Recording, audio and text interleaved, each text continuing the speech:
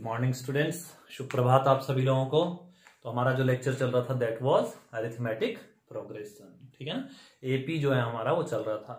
तो आज हम लोग इसको लास्ट करेंगे, बाकी जो इंपॉर्टेंट क्वेश्चंस कुछ और होंगे उनके लेक्चर आप लोगों को मिलते रहेंगे, ठीक है ना।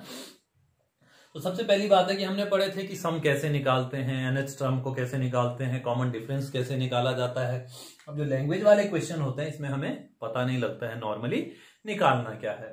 अगर ये चीज आप लोग क्लेरिफाई कर लें कि क्या चीज आपने फाइंड करनी है और क्या क्या आपको गिवन है क्वेश्चन में, ठीक है, तो क्या होगा। अब देखो, एक क्वेश्चन लिखा आपके सामने, इन अ पोटैटो रेस, मतलब आलू दौड़ हो रही है कोई। अब आलू दौड़ का मतलब ये मत सोच लेना कि आलू भाग रहे हैं, ठीक है। रखें, देखो ऐसे करके अभी बताता हूं। A bucket is placed at starting point, एक बाल्टी है, शुरू में एक बाल्टी रखी हुई है, ठीक है ना। ये कोई एक ट्रैक है, सपोज करो यहां पर एक बाल्टी रखी है, फिर ऐसे करके सामने सामने सामने सामने आलू रखे हैं खूब सारे, ठीक है ना। कितने हैं अभी देखते हैं। Which is 5 metre away from first potato. देखो अगर मैं बोलूं यहां पर है बकेट, तो यहां पर से पहला आलू जो है फर्स्ट पोटैटो है P1, तो यह है 5 मीटर, यहां से यहां तक की डिस्टेंस है 5 मीटर, ठीक है। अब देखिए थोड़ा सा समझना है इस चीज को। And all other potatoes are placed 3 metre apart from each other in a straight line. बाकी सारे आलू क्या हैं, एक स्ट्रेट लाइन में रखे हैं और उनके बीच का डिस्टेंस कितना है, ये P2 है तो 3 मीटर है। ऐसे ही P3 रखा होगा तो 3 मीटर होगा, ऐसे ऐसे करके हैं। कह रहा है देयर आर 10 पोटैटो, तो कितने हैं, 1 2 3, लास्ट में जाते जाते कितने हो जाते हैं, ये P10 है, सपोज करो 10 पोटैटो है, ठीक है। अब बॉय स्टार्ट फ्रॉम बकेट, एक लड़का है इस बाल्टी से शुरू कर रहा है। शुरू कहां से कर रहा है वो, यहां से, ये स्टार्टिंग पॉइंट है, ठीक है। Picks up the nearest potato, सबसे नजदीक कौन सा होगा, P1 वाला सबसे नजदीक होगा, इसको उठाता है ये, ठीक है ना। Runs back with the potato, और इस आलू के साथ वापस आता है। आलू उठाया, वापस डाला, ठीक है ना। And drops it into bucket, बाल्टी में डाल दिया। फिर क्या करता है, runs back to the next potato, एक पहले नंबर को पोटैटो को यहां छोड़ा, फिर भागा इधर आलू लेने, दोबारा भागा, इसको उठाया, लेके वापस आया, फिर छोड़ा, फिर गया इधर, फिर अगला उठाया, ऐसे करके कब तक करता है, जब तक वो 10 के 10 आलू नहीं उठा लेता है। तो क्या कह रहा है, what is the total distance travelled by the boy. Boy गया आया, गया आया, गया आया, ऐसे में उसने कुल मिला के कितनी डिस्टेंस ट्रेवल की। इसका मतलब यहां से यहां तक की जो डिस्टेंस होगी, वापस आया एक डिस्टेंस, फिर यहां से यहां गया, वापस आया एक और डिस्टेंस, ऐसे ही करके 10 बार किया उसने ये काम किया। इन सब का सम कितना होगा। चलो एक चीज तो क्लियर हो गई भाई, निकालना क्या है। सबसे पहली चीज है निकालना क्या है, हमने SN निकालना है। तो टू फाइंड हो गया मेरे पास क्या चीज, टू फाइंड SN। चलो SN तो निकालना है। अब A कितना है, A इक्वल्स टू कितना है, कितना होगा A। आदमी कहां से कहां तक गया, पहले यहां से 5 मीटर इधर गया, 5 मीटर वापस आया। ध्यान रखना है केवल 5 नहीं लेंगे, 5 मीटर इधर को गया और 5 मीटर वापस भी तो आया ना। तो कुल मिला के A कितना हो गया आपका, 10 मीटर्स। A कितना हो गया, 10 मीटर्स, ठीक है।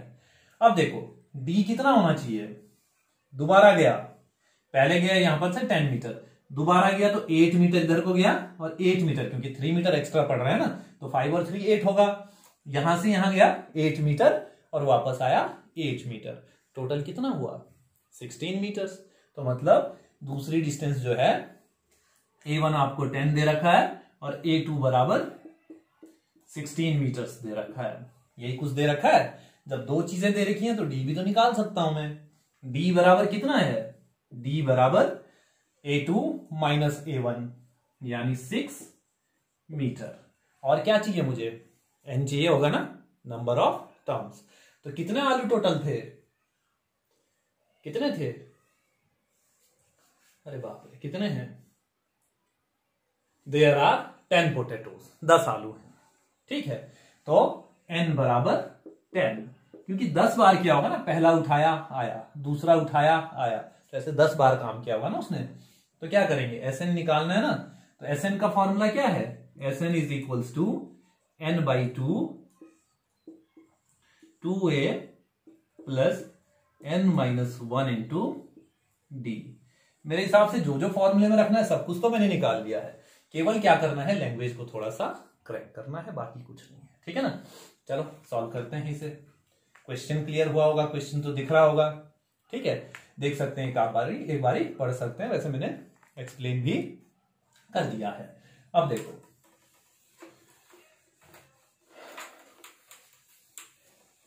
चलिए देखते हैं। n बाई 2 यानी आलू कितने थे, 10। s 10 बराबर 10 by 2 2a 2 into 10 plus 10 minus 1 और d कितना है, 6 है। सॉल्व करो इसे। s 10 बराबर 10 बाई 2 5 होता है 20 प्लस 9 6 54, इतना ही होता है। ठीक है ना, कैलकुलेशन थोड़ा बहुत देख लेना, कभी कभी मिस्टेक हो जाती है कैलकुलेशन की। ठीक है ना, आप लोग थोड़ा बहुत देखते रहिएगा, बस मेथड ये यूज कर रहे हैं जो मेथड बता रहा हूं। ठीक है ना, मेथड में गलतियां नहीं होंगी, मे भी कभी हो सकता है कैलकुलेशन में गलतियां हो जाए। S10 is equals to 5 into 74, 74 पंजे 7 पंजे 35, 350, 4 पंजे 20 बराबर 370 मीटर्स। तो S10 बराबर 370 मीटर्स, यानी the total distance travelled by the boy is 370 metres. कोई दिक्कत किसी को इस क्वेश्चन में? ठीक, क्वेश्चन देखिए, मैं नेक्स्ट क्वेश्चन लिख रहा हूं। ठीक है ना, बीच में थोड़ा सा ब्रेक लेके लिखना पड़ेगा क्योंकि क्वेश्चन लेंदी हैं थोड़े से।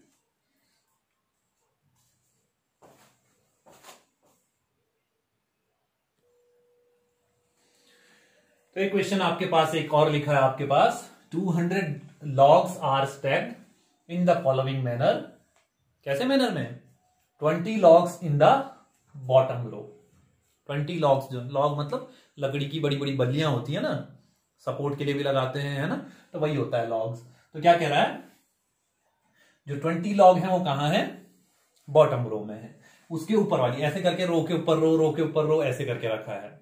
तो सबसे नीचे है 20, फिर 19, फिर 18, ऐसे करके ढेर सा बनाया है एक बड़ा सा। ठीक है ना, find the number of rows that are the 200 logs are, या जो भी होगा इन विच जो भी है 200 लॉग्स आर प्लेस। मतलब एक तो हमने नंबर ऑफ रोज निकालना है यानी n निकालना है, दूसरा and how many logs are in top row यानी an निकालना है।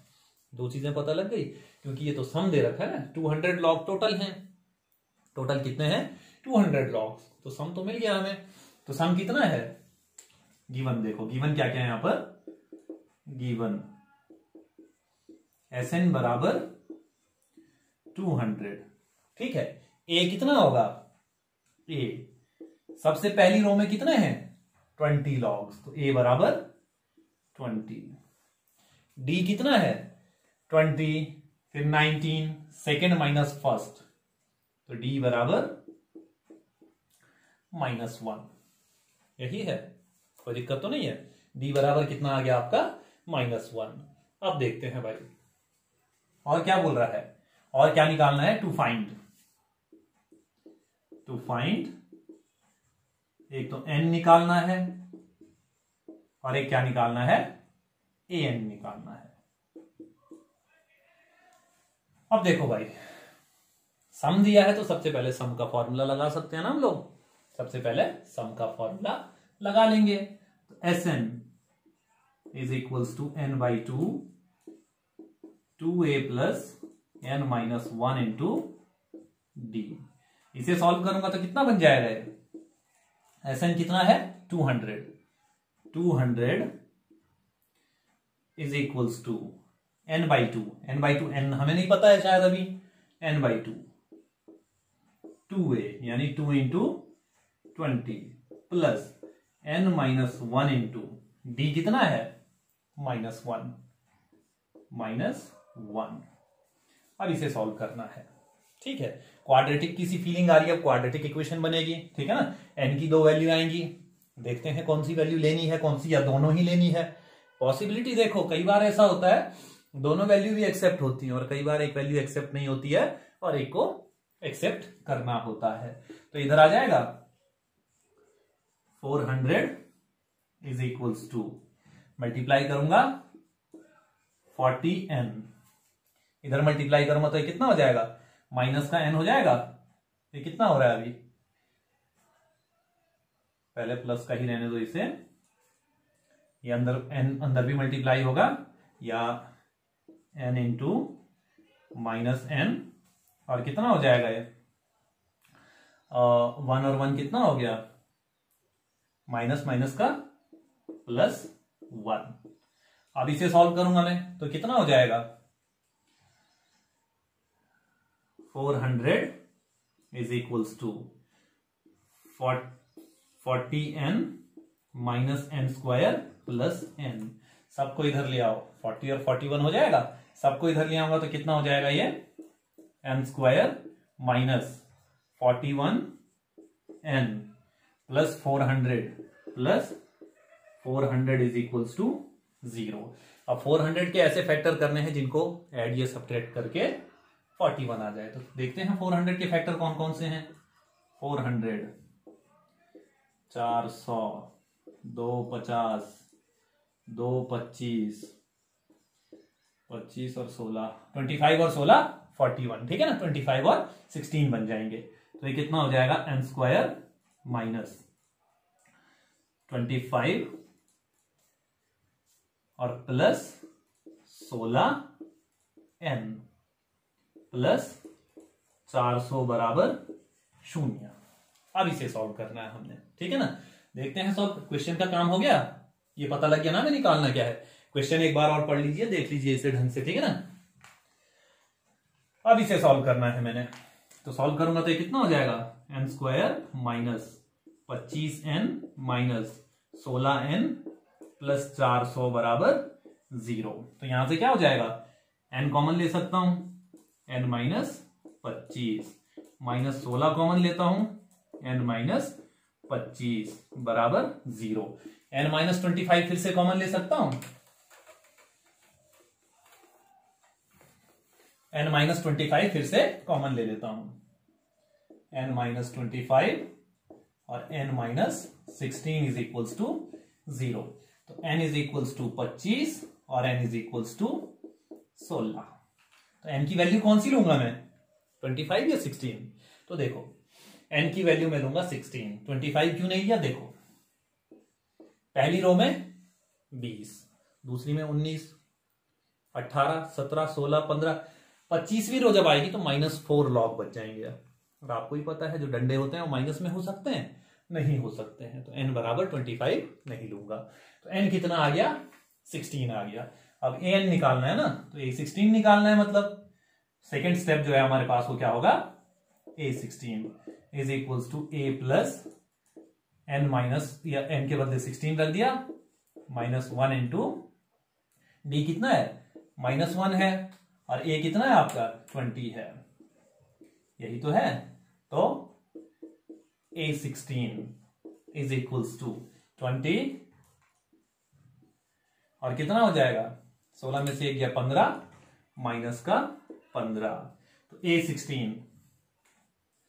a16 बराबर 5, यानी there are 5 logs in the top row. जो टॉप रो है आपके पास उसमें कितने लॉग्स हैं, 5 लॉग्स। कोई दिक्कत तो नहीं है। ये आपका एक और क्वेश्चन है, ठीक है ना। तो इस टाइप के एक आधे क्वेश्चन और देखते हैं पहले, ठीक। चलिए, अच्छा एक छोटा क्वेश्चन है, पहले उसके लिए लिख लीजिए, पहले देखते हैं क्वेश्चन लिखते हैं। ये दिख रहा होगा क्लियर सबको।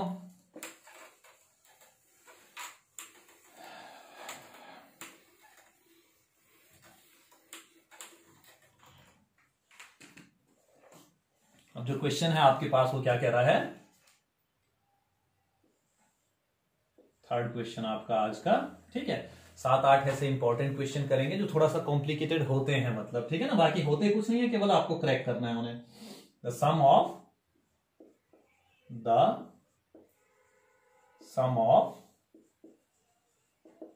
Third and seventh term is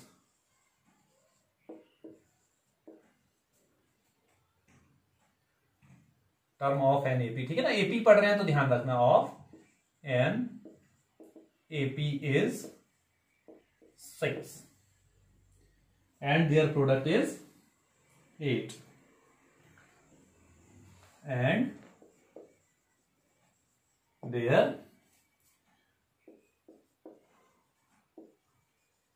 product is 8। कह रहा है फाइंड 16th टर्म। अब आपने क्या पता करनी है, 16th टर्म पता करनी है। चलिए देखें इसे भी।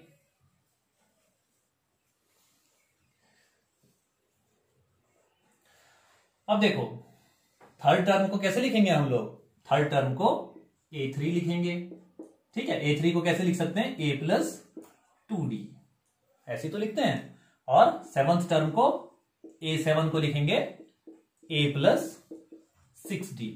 वो कह रहा है इन दोनों का सम कितना है, 6 है, यानी ये प्लस ये, यानी a plus 2d plus a plus 6d is equals to 6।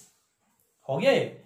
दूसरे केस में क्या कह रहा है, इनका प्रोडक्ट, ये तो सम आ गया, सम इज इक्वल्स टू इतना। अब क्या कह रहा है, देयर प्रोडक्ट इज 8, तो प्रोडक्ट क्या होगा,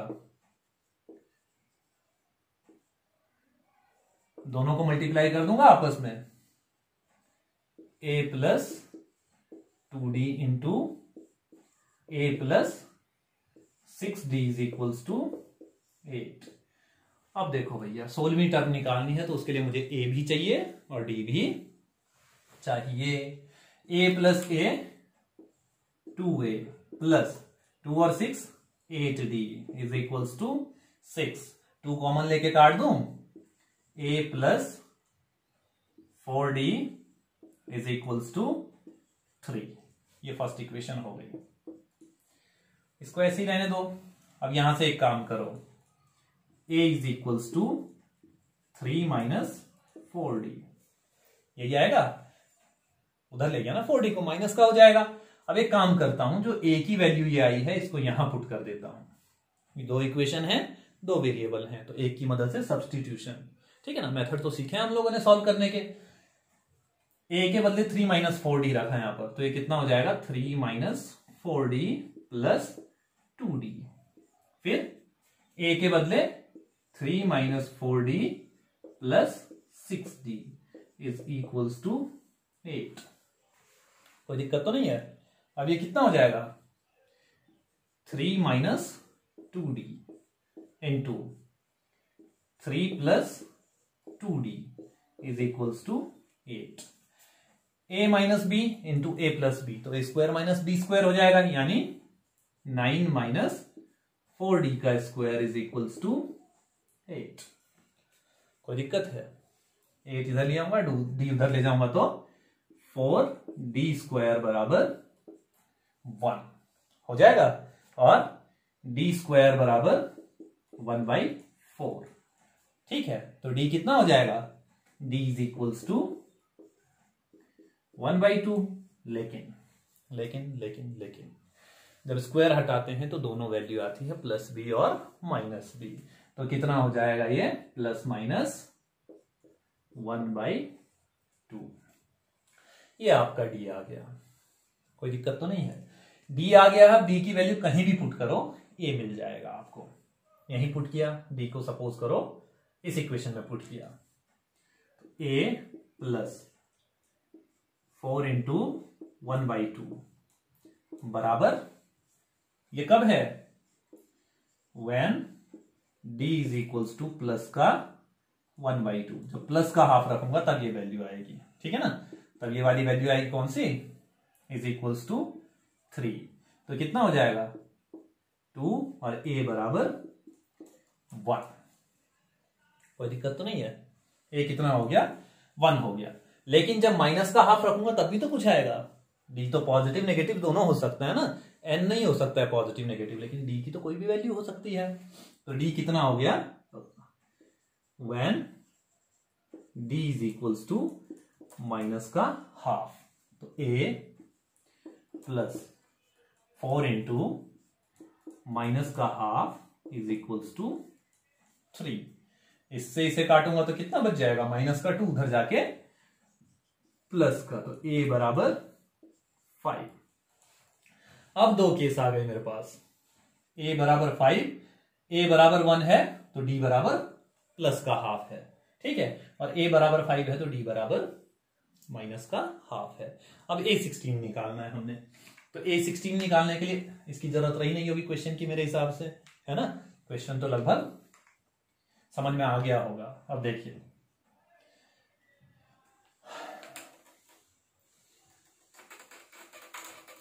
a16 निकालना है मैंने, ठीक है ना। अब जरूरत किस चीज की है, इतनी चीज की कोई जरूरत नहीं है मुझे इस क्वेश्चन की अब, ठीक है ना। केवल ये चीज है ना मेरे पास, डाटा तो है, डी ये है, ये है, ठीक है ना। तो a16 when d is equals to plus का हाफ और a is equals to 1 होगा, कोई दिक्कत तो नहीं है। अब d प्लस का हाफ रखा, a1 रखा, तो क्या हो जाएगा, a16 का फॉर्मूला क्या होगा, a16 is equals to a plus n minus 1, यानी 16 माइनस 1 इंटू डी। डी कितना है, प्लस का हाफ, और a कितना है, 1 है, कोई दिक्कत तो नहीं है। अच्छा, इतनी चीज हो गई।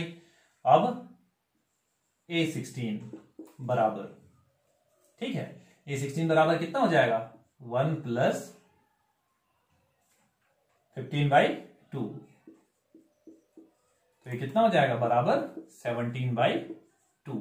अब इसी में अगर सम बोलता तो सम का फॉर्मूला लगाता मैं, अगर सम कहता है तो मैं सम का फॉर्मूला लगा लूंगा, कोई दिक्कत नहीं है। nth टर्म पूछे चाहे सम ऑफ n टर्म्स पूछे, कोई फर्क नहीं पड़ता है उससे, ठीक है ना। ये तो निकाला मैंने 16th टर्म, और अगर s16 बोलता तो n/2 2a plus n minus 1 into D, सीधे सीधे कर सकते थे हम लोग। अब तो an भी मिल गया, n/2 a प्लस an।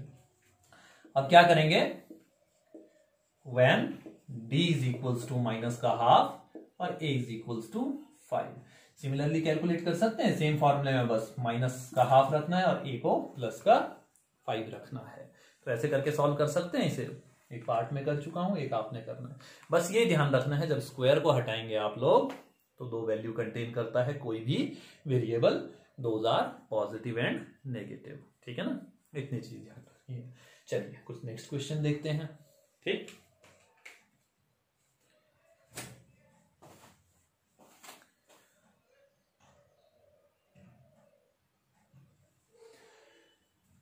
अब देखिए एक क्वेश्चन आपके पास क्या है, लैडर। लैडर मतलब समझते हैं, एक सीढ़ी है, सीढ़ी में होते हैं ना पाए पाए पाए ऐसे करके चढ़ने के होते हैं, तो ऐसे ही कुछ है, कह रहा है has rungs 25 centimetre apart, 25 centimetre दूर है एक दूसरे से, मतलब एक पाया है उसके बाद दूसरा खांचा जो होगा उसके और इसके बीच का 25 सेंटीमीटर का गैप आता है।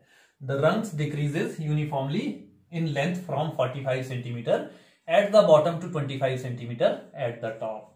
अब इस सवाल को दो तरीके से हम लोग कर सकते हैं, या तो टॉप टू बॉटम हम गिने या बॉटम टू टॉप गिने, दोनों में फर्क एक चीज का पड़ेगा, ए और डी चेंज हो जाएंगे, ठीक है ना। अब देखो सीढ़ी ऐसी कुछ होगी यार, ठीक है ना, ऐसी कुछ होती है, पता नहीं, ड्राइंग वैसे मेरी बहुत खतरनाक है, ऐसे कुछ है, ये देखो ऐसे करके है, ऐसे, ठीक है। तो पहला जो कह रहा है वो कितना है, पहले की लेंथ कितनी है, जो बॉटम वाला है 45 सेंटीमीटर है, ठीक है। और यहां बीच में कुछ गैप होगा यार, बीच में काफी सारा गैप भी होगा, तब जाके हम लास्ट में पहुंच रहे होंगे ऐसे करके ये, और इसकी जो विड्थ है वो कितनी है, कह रहा है 25 सेंटीमीटर, और जो इसकी हाइट है वो कितना है 2 होल 1/5 मीटर, मतलब इससे और इसके बीच की डिस्टेंस जो है वो मतलब 2.5 मीटर, यानी 250 सेंटीमीटर है, 250 सेंटीमीटर। इतनी चीज हो गई भाई। अब अगर देखो, सबसे पहले मुझे दो चीज देखनी है, इनके बीच का गैप कितना है, ठीक है ना, गैप कितना है 20 का गैप आ रहा है, और टोटल ये गैप्स कितने हैं 1 2 3, ऐसे अगर क्या है हमारे पास, अच्छा अभी तो हमें पता ही नहीं है, ओहो, सबसे पहले हमें निकालने पड़ेंगे कि ये कितने हैं, जो खांचे हैं वो कितने हैं। तो नंबर ऑफ रंग्स, सबसे पहले सॉल्यूशन में number of rungs is equals to total height, यही तो होगा, टोटल हाइट कितनी है 250 अपॉन डिस्टेंस बिटवीन दीज, इनके बीच की डिस्टेंस कितनी है 25 सेंटीमीटर है ना, वही तो कह रहा है 25 सेंटीमीटर अपार्ट, तो अपॉन 25 प्लस 1। अब कई सोच रहे होंगे प्लस 1 क्यों किया मैंने, प्लस 1 इसलिए किया क्योंकि मैंने यहां से यहां तक की डिस्टेंस तो नाप ली, लेकिन ये वाले को तो छोड़ दूंगा ना फिर, क्योंकि डिस्टेंस में पहला ये काउंट होगा, ये नहीं, ठीक है। इसकी इससे खुद की डिस्टेंस क्या होगी 0, तो वाला तो लिया नहीं होगा, तो 1 2 3 ऐसे करके वो गिने होंगे हमने, और जो छूट रहा होगा ये वाला, उसको प्लस 1 एक्स्ट्रा ऐड कर दिया, तो n इज इक्वल्स टू हो गया 11। n कितने हो गए 11।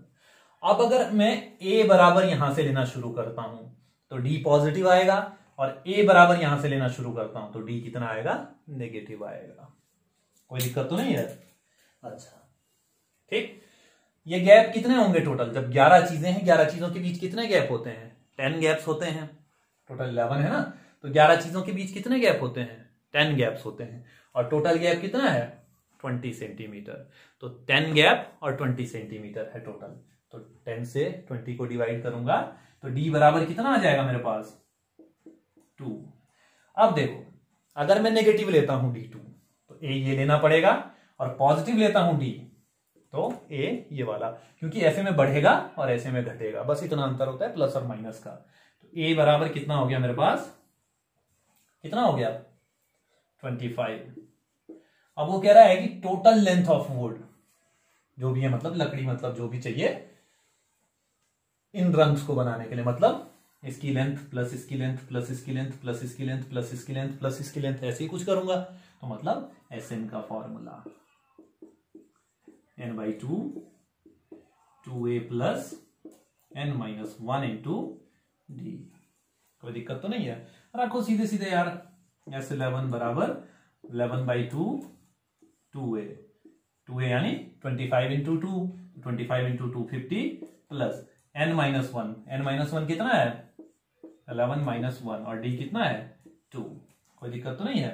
अब देखो S11 बराबर 11/2, 11 में से 1 गया 10, 10 इंटू 2 20, 50 और 20 70, 2 से काटोगे 35, 35 को करूंगा S11 बराबर 11 × 5 = 55, 11 × 3 = 33 और 5 = 38, 385 सेंटीमीटर जो वुड है हमें वो चाहिए इन रंग्स को बनाने के लिए। कोई दिक्कत हो किसी को? ठीक है, तो ये क्या हो गया हमारे पास क्वेश्चन और हो गया। ठीक है, चलो एक आधा क्वेश्चन और देख लेते हैं पहले। अब क्या बोल रहा है, इफ, अच्छा ये चीज क्लियर हो गई होगी ना, दिख रहा होगा साफ। चलिए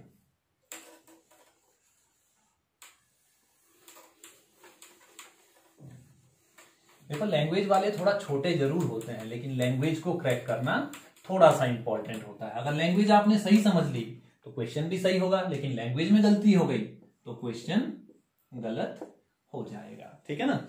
अब बोल रहा है इफ a की पावर n प्लस b की पावर n, इफ a की पावर n प्लस b की पावर n अपॉन a की पावर n -1 प्लस b की power n -1 is am between a and b, find n। छोटा सा question है, देखो एक क्वेश्चन कह रहा है am का मतलब अरिथमेटिक मीन, जो हम पढ़ ही रहे हैं। मतलब अरिथमेटिक मीन क्या होता है, मीन मतलब दोनों को ऐड कर दो अपॉन 2 कर दो, यानी a प्लस बी अपॉन 2। ये भी अरिथमेटिक मीन है, और a प्लस बी अपॉन 2 ये भी अरिथमेटिक मीन होगा, यानी am is equals to a की पावर n प्लस b की पावर n अपॉन a की पावर n -1 प्लस b की पावर n -1, ये है। और am, यहां से am करूंगा बराबर a प्लस b अपॉन 2।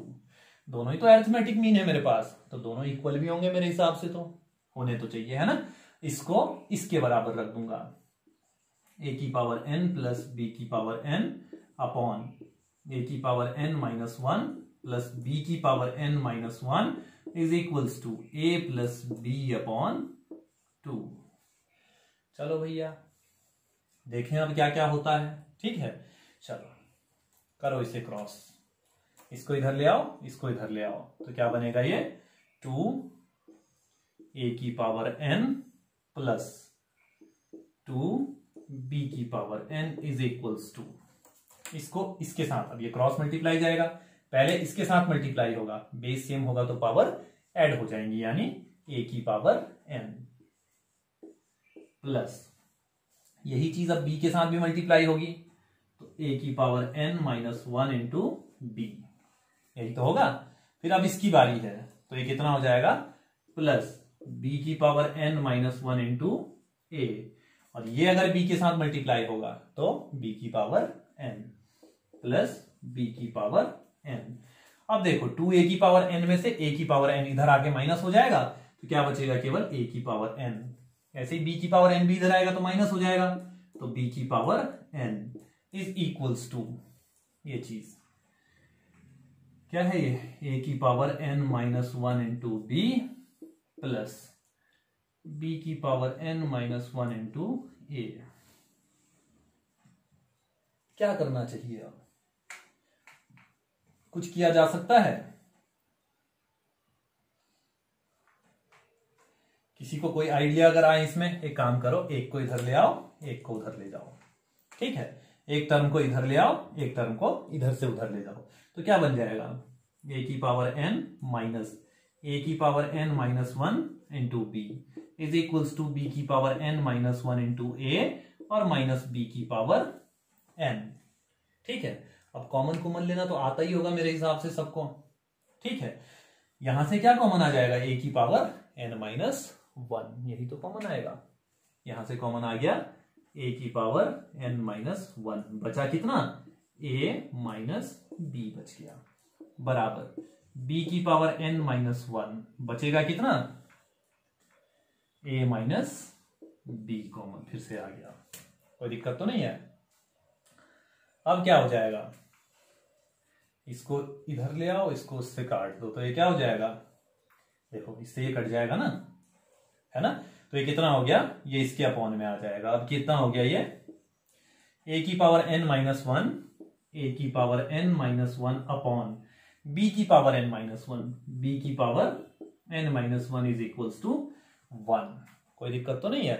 अब एक काम करो, ऐसे तो लिख सकता हूं ना मैं इसे, a अपॉन b की power n minus 1 is equals to, किसी की भी पावर अगर 0 हो तो उसे 1 लिख सकते हैं, तो भाई मैं लिख देता हूं a अपॉन b की पावर 0, बस इतना स्टेप थोड़ा सा अपनी तरफ से करना था।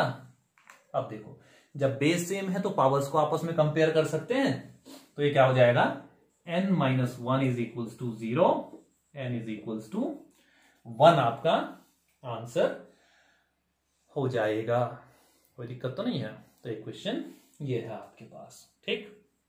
चलिए इसे देखिए, नेक्स्ट क्वेश्चन की ओर बढ़ते हैं फिर।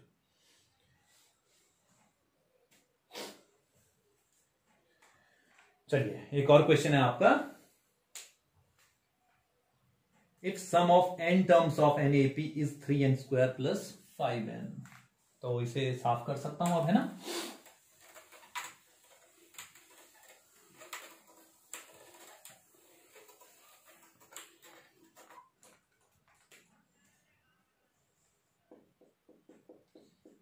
if sum of n terms of an AP is 3n square plus 5n, ये क्वेश्चन हो गया। फिर कह रहा है and it's mth term is 164, अच्छा mth टर्म दे रखी है, एंड इट्स mth, देखो ये n टर्म्स के लिए है और ये m है, तो कोई ये मत सोचना नहीं भाई an का फॉर्मूला यहां लगा देंगे, नहीं कभी नहीं होगा ऐसा, ठीक है ना। mth term is 164, find m, m निकालो कह रहा है अब आपसे। तो देखो भाई, सबसे पहले एस एन ये दे रखा है ना हमारे पास, गिवन क्या है, एस एन बराबर 3n² प्लस 5n, यही तो दिया है, एस एन यही है ना। अब क्या हो जाएगा, तो S1 बराबर, मतलब एक टर्म का सम, n के बदले 1 रखूंगा, 3 इंटू 1 प्लस 5 इंटू 1 बराबर 8। S1 यानी एक टर्म का सम, एक टर्म का सम क्या होगा, वो टर्म खुद खुद खुद खुद ही होगी ना वो वाली टर्म, तो a बराबर हो गया मेरे पास कितना, 8, कोई दिक्कत तो नहीं है। अब S2 बराबर 3 इंटू 2 का स्क्वायर प्लस 5 इंटू 2, 4 3 जा 12 प्लस 10 बराबर 22। लेकिन ये दो टर्म का सम है, यानी A1 प्लस A2। अब वो कह रहा है A1 प्लस A2 बराबर 22, यही तो कह रहा है। और A1 कितना है, 8 है ना, 8 प्लस A2 बराबर 22, इसको उधर ले जाऊंगा, A2 बराबर 14। चलो भाई, A1 मिल गया, A2 मिल गया, तो D भी मिल जाएगा। D बराबर कितना हो जाएगा हमारे पास, A2 माइनस A1, तो 14 माइनस 8 कितना होगा, 6। अब A मिल चुका है, D मिल चुका है, M निकालना है अब इस वाली टर्म से। तो गिवन क्या है फिर से, mth term is equals to 164, यानी AM बराबर A plus M minus 1 into d. AM कितना है, 164 इज इक्वल्स टू A कितना है आपका, 8 प्लस M माइनस 1 और D कितना है, 6।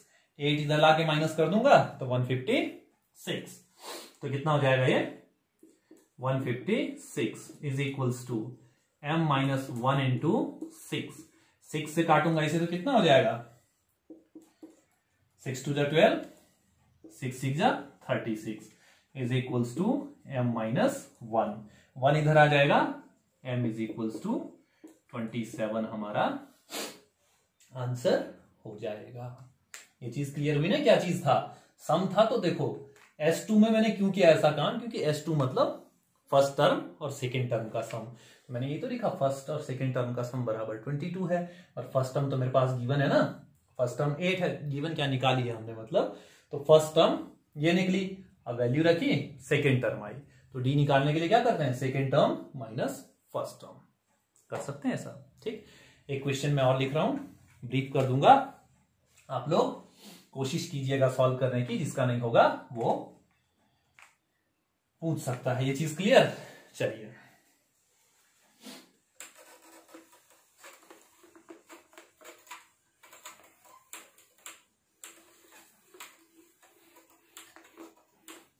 थोड़ा सा ये कॉम्प्लिकेटेड क्वेश्चंस हैं, थोड़े जो भी अभी थोड़े बताए, थोड़ा सा दिमाग लगाना होता है, बाकी इतना कुछ खास भी नहीं है, ठीक है ना।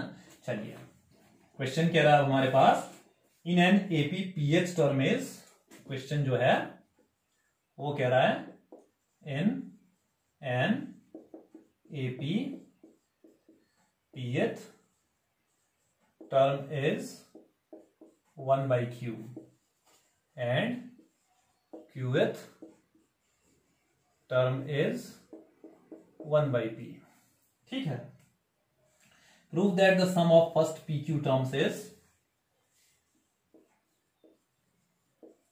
Prove that the sum of first pq terms is, कितना कह रहा है, 1/2 pq प्लस 1, 1/2 pq प्लस 1, ये प्रूफ करना है आपने, ठीक है ना। बाकी गिवन जो है वो इतना है आपके पास। अब कई लोग सोच रहे होंगे क्या दिया है, क्या निकालना, कुछ नहीं है, आपको पीएच टर्म दे रखी है ना, क्यूएच टर्म दे रखी है, कोई दिक्कत नहीं है। तो पीएच टर्म को क्या लिख सकता हूं, AP is equals to A plus p minus 1 into d, यही तो लिख सकता हूं, है ना। पीएथ टर्म ऐसी तो होगी, पीएथ टर्म। यही चीज क्यूएथ टर्म के लिए भी होगा, qth term a cube is equals to A plus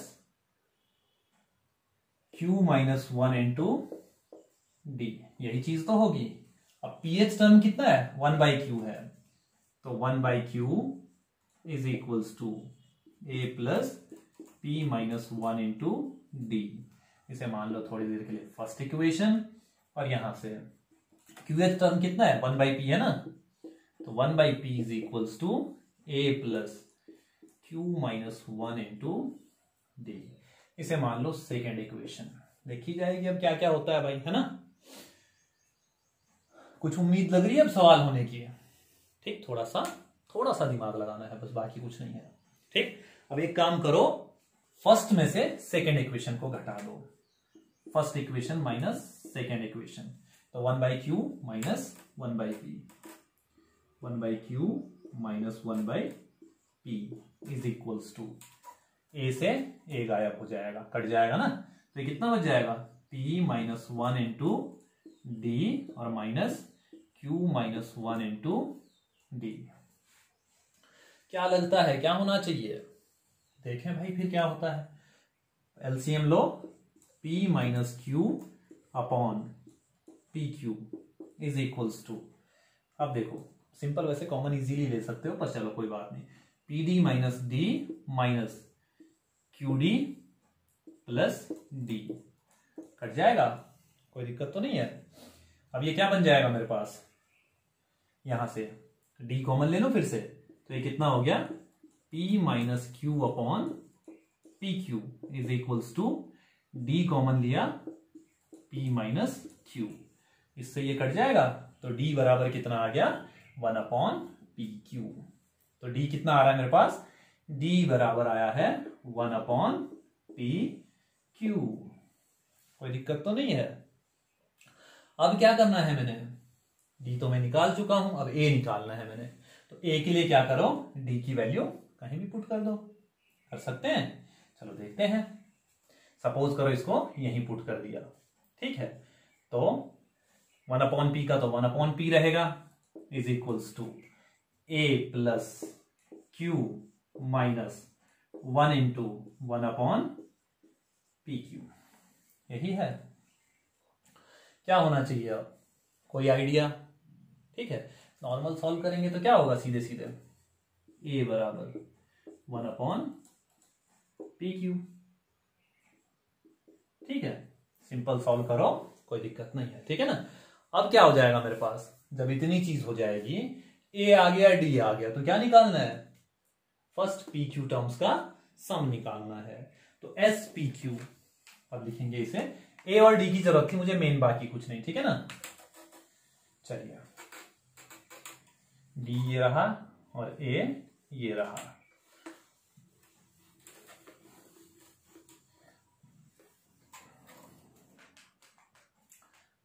S p q is equals to p q upon 2। देखो पी क्यू मतलब एन के बदले पी क्यू है इस बार, बस बाकी कुछ घबराना नहीं है, पी कहां आ गया क्यू कहां आ गया, ठीक है ना।